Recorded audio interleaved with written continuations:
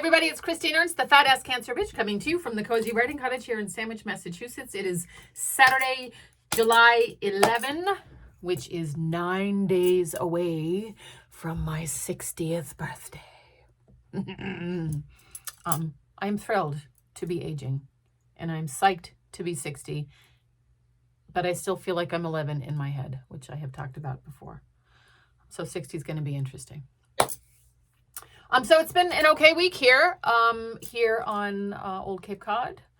And it was good, mostly because of the good women in it.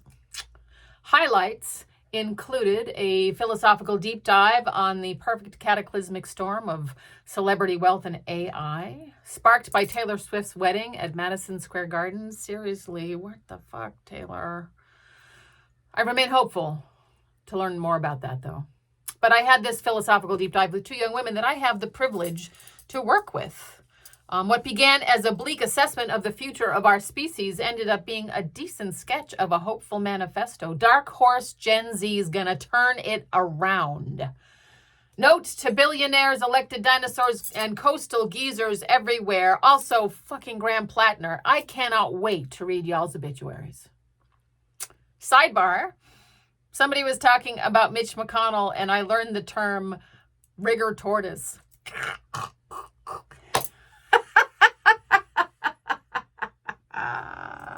Ooh, 20-minute conversation with a colleague. Oh, I doubt that.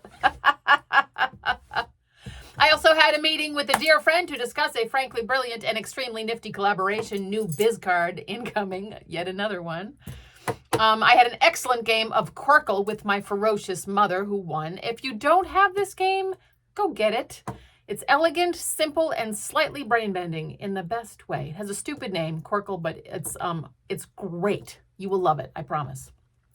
I had a gathering with a few friends for our annual communal birthday party. 3 Cancers and 1 outlier Gemini. We all made with our hands, with ideas out of our heads. We made things for each other that were handcrafted or sourced sustainably, or that we grew and harvested.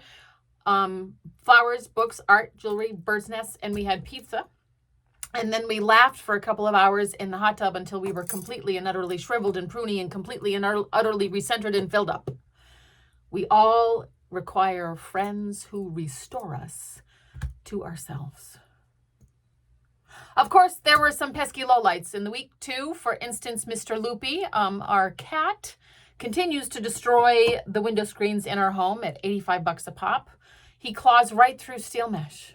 He has figured it out to escape and roam the yard and climb the trees and hunt the birdies. I am impressed by his determination despite my increasingly ridiculous attempts to foil him. I am like Wile E. Coyote with a TNT. I'm gonna figure this out. No, Loopy's just laughing at me. My latest innovation is to staple gun every window ledge with this spiky plastic sheeting. That's designed to be extremely uncomfortable, but not damaging to kitties. It's like, imagine a human stepping on a Lego. This is a kitty stepping on this spiky plastic stuff. Though I suppose I could just glue Legos to all the window ledges.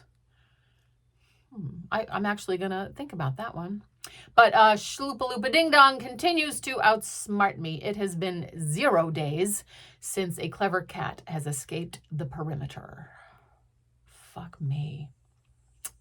And also a virtue signaler that I have to deal with on the regular ate up an hour or 2 or 7 of my time that I cannot waste on baby men.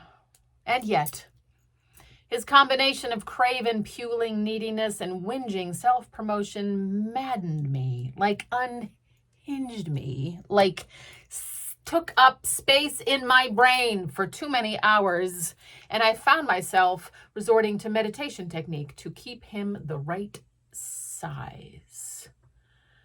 I think I've told you about the right size argument, like trying to keep things the right size, which is one of my life's works. I have to learn to mother myself, and I have to learn to keep things the right size.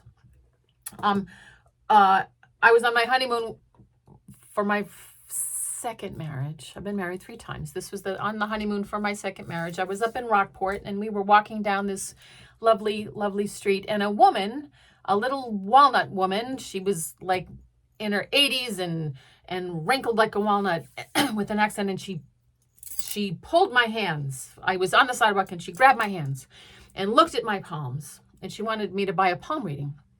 But before she asked me to pay for the palm reading, she just looked at my hands and she said, "Oh, I see strong women in your line.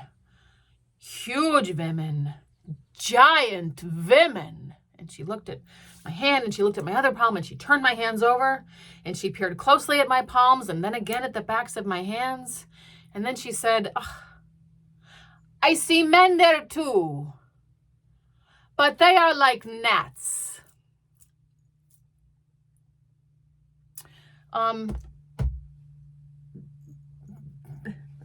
Not all the men in my life are like gnats. My husband is absolutely not a gnat. My first two husbands, frankly, were gnats. This guy who's taken up space in my brain, this virtue signaler, this guy that has to receive a medal for just doing his job, he's a gnat, and I need to keep him the right size.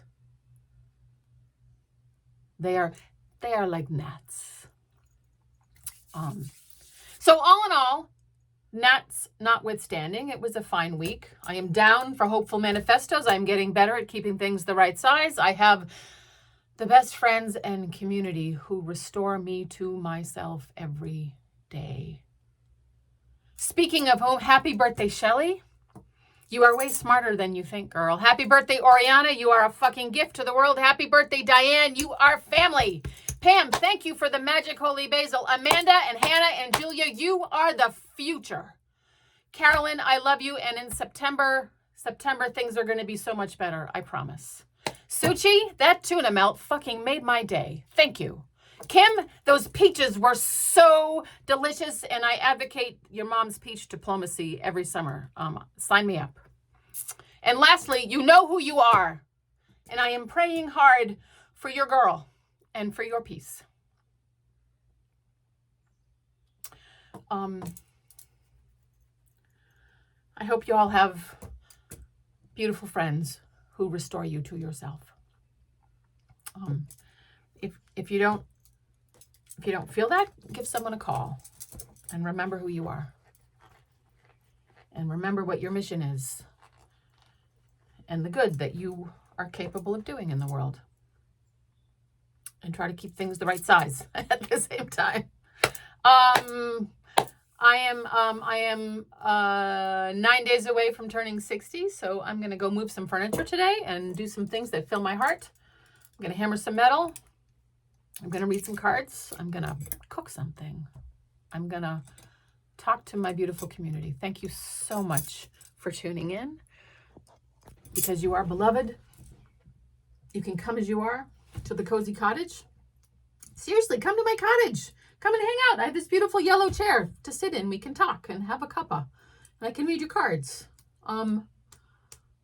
Find delight today. Find delight tomorrow. Find delight. Seek delight. Be hopeful. Talk to someone in Gen Z. They know what's going on.